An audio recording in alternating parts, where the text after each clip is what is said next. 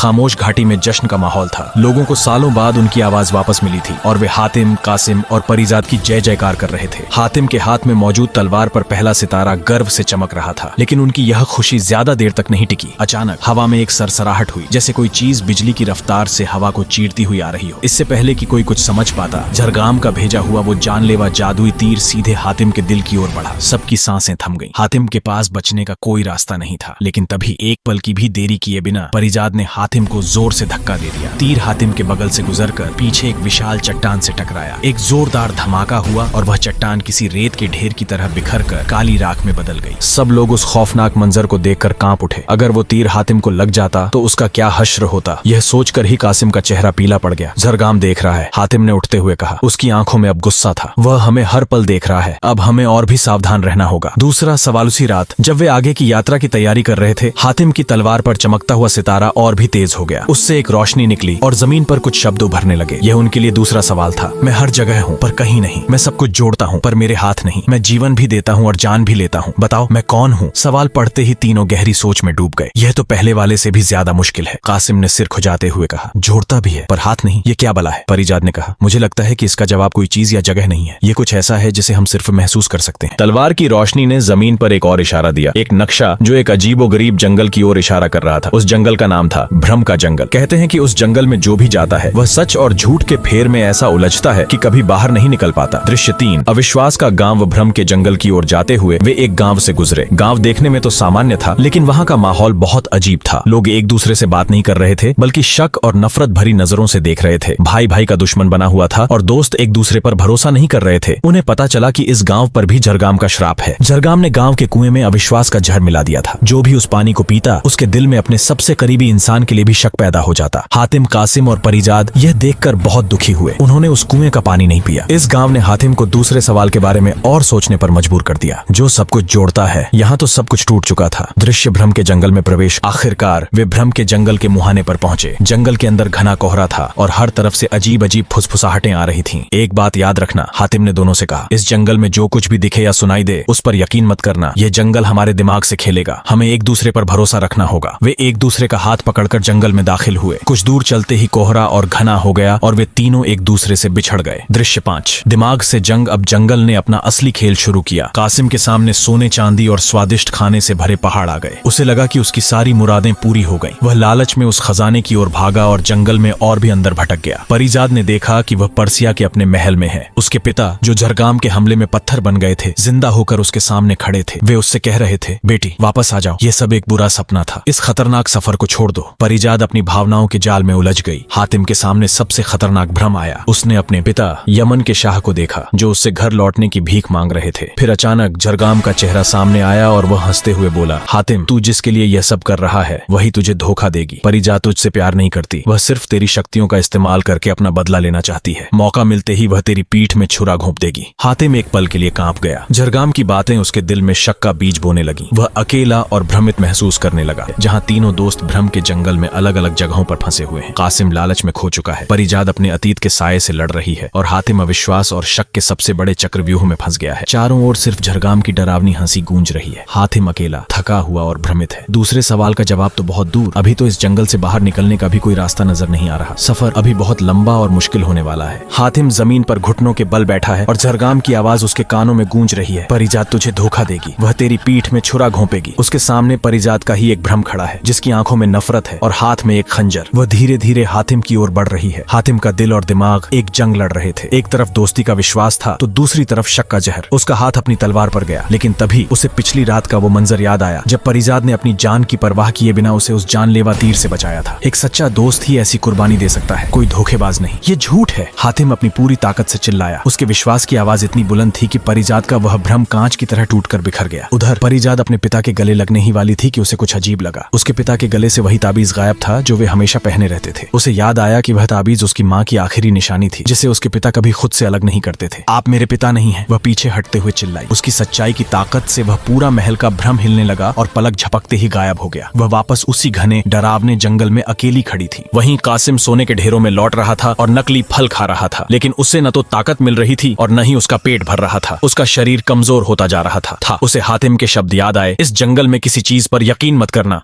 उसे अपनी गलती का एहसास हुआ। यह सब धोखा है, वह जोर से बोला और अपनी आंखें बंद कर लीं। जब उसने आंखें खोलीं तो सारा खजाना और खाना गायब था और वह जंगल में जमीन पर गिरा हुआ था। दृश्य 2।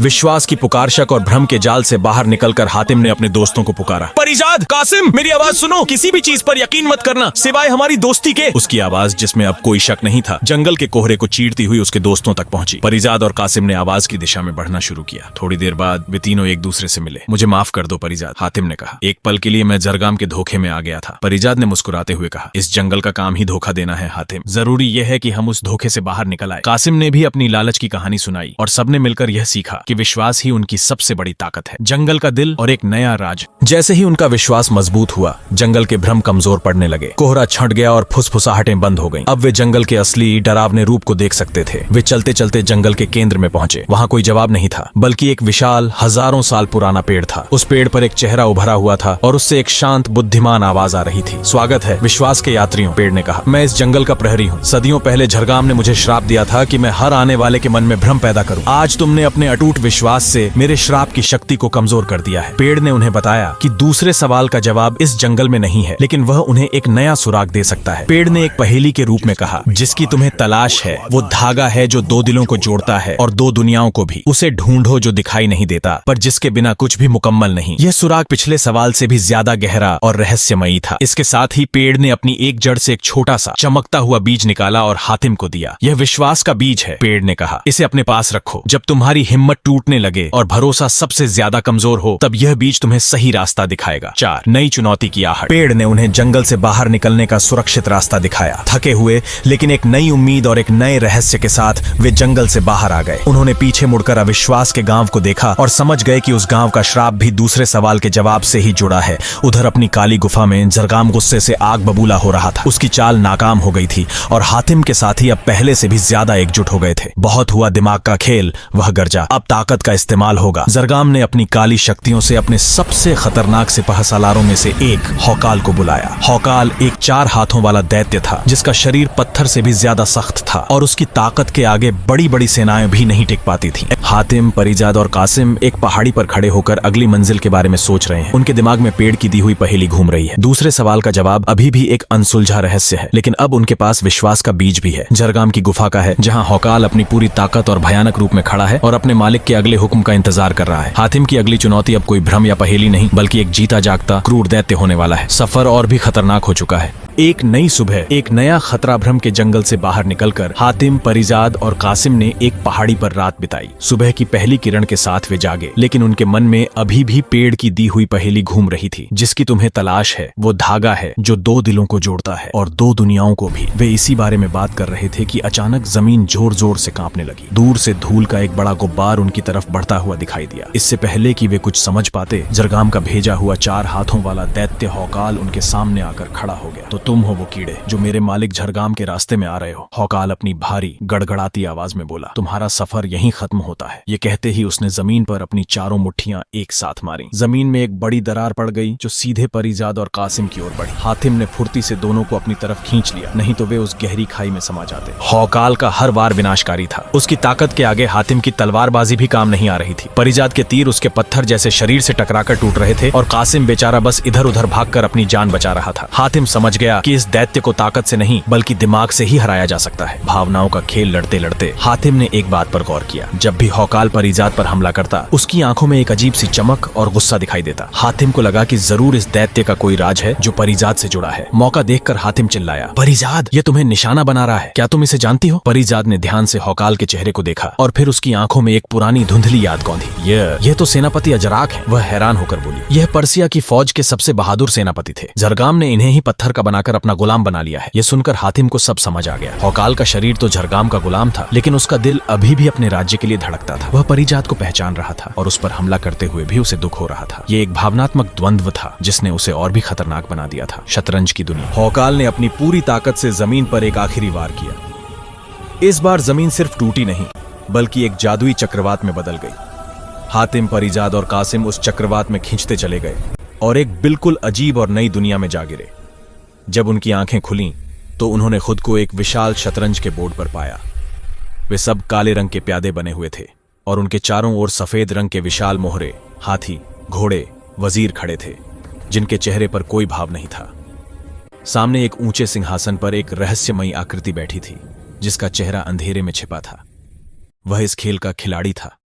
शतरंज की दुनिया में तुम्हारा स्वागत है हातिम, उस खिलाड़ी ने कहा। यहां से बाहर निकलने का सिर्फ एक ही रास्ता है, यह खेल जीतना। लेकिन याद रखना, यहां हर चाल जानलेवा है।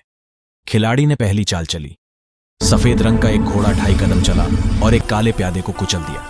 वह प्यादा कोई और नहीं बल्कि उसी दुनिया में फंसा एक बेबस इंसान था।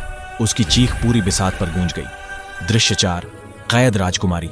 तभी हातिम की नजर सफेद खेमे में कैद एक लड़की पर पड़ी। वह एक पिंजरे में बंद थी और उसके हाथ पैर जंजीरों से बंधे थे। वह बहुत डरी हुई लग रही थी। यह राजकुमारी आरजू है, खिलाड़ी ने हंसते हुए बताया। यह भी तुम्हारी तरह बड़ी होशियार बनती थी। इसने मुझसे शतरंज में जीतने की जुर्रत की थी। अब यह हमेशा के लिए मेरी कैदी है। हर बार जब मैं यह खेल जीतता हूँ इसकी जंजीरें और कस जाती हैं। जल्द ही यह इन जंजीरों में घुटकर मर जाएगी। हातिम का खून खौल उठा। उसे राजकुमारी आरजू की आंखों में वही बेबसी दिखी जो उसने पर्सिया के लोगों की आंखों में देखी थी। उसने फैसला कर लिया कि वह न सिर्फ ये खेल जीतेगा बल्कि उस लड़की को भी आजाद कराएगा। एपिसोड का अंत। खिलाड़ी ने अपनी अगली चाल चलने का इशारा किया। सफेद रंग का एक विशाल हाथी हातिम की ओर बढ़ने लगा। हातिम के पास सिर्फ 2 रास्ते थे, या तो अपनी जगह से हटकर अपनी जान बचाए या वहीं डटकर खड़ा रहे और अपने आगे वाले प्यादे एक और बेकसूर इंसान को कुचलने से रोके। कहानी एक बेहद रोमांचक और भावनात्मक मोड़ पर खत्म होती है। हातिम शतरंज के एक ऐसे चक्रव्यूह में फंस चुका है जहां हर चाल पर मौत खड़ी है। एक तरफ उसके दोस्तों की जान है, दूसरी तरफ एक अनजान राजकुमारी की जिंदगी का सवाल। और इन सब के बीच दूसरे सवाल का जवाब अभी भी एक गहरा रहस्य बना हुआ है। हौकाल का क्या हुआ यह भी किसी को नहीं पता। हातिम अब क्या चाल चलेगा? तो दोस्तों, हातिम अब फंस चुका है शतरंज के चक्रव्यूह में जहां हर चाल जानलेवा है। एक तरफ उसके दोस्तों की जिंदगी, दूसरी तरफ कैद राजकुमारी आरजू और ऊपर से वो रहस्यमयी खिलाड़ी जो हर चाल में मौत बिछा रहा है। ब्लैक पॉन, क्या हातिम जीत पाएगा ये घातक खेल? क्या वो राजकुमारी को आजाद करा पाएगा? और हौकाल का क्या हुआ? क्या वो सच में नष्ट हो गया या कहीं वो भी इस खेल का हिस्सा है? ये सब जानने के लिए इंतजार कीजिए एपिसोड 3 का। अगर आपको ये एपिसोड पसंद आया हो तो वीडियो को लाइक करो, शेयर करो और कमेंट में बताओ हातिम जीत जाएगा। और हाँ, 500 कमेंट पूरे होते ही अगला भाग तैयार हो जाएगा। तो जल्दी से करो लाइक, कमेंट और जी के गुरु 786 सब्सक्राइब, क्योंकि अगला भाग होगा और भी रोमांचक और भी खतरनाक। हातिम, रहस्यों की दुनिया जहां हर सवाल लाता है एक नया तूफान, टॉर्नेडो।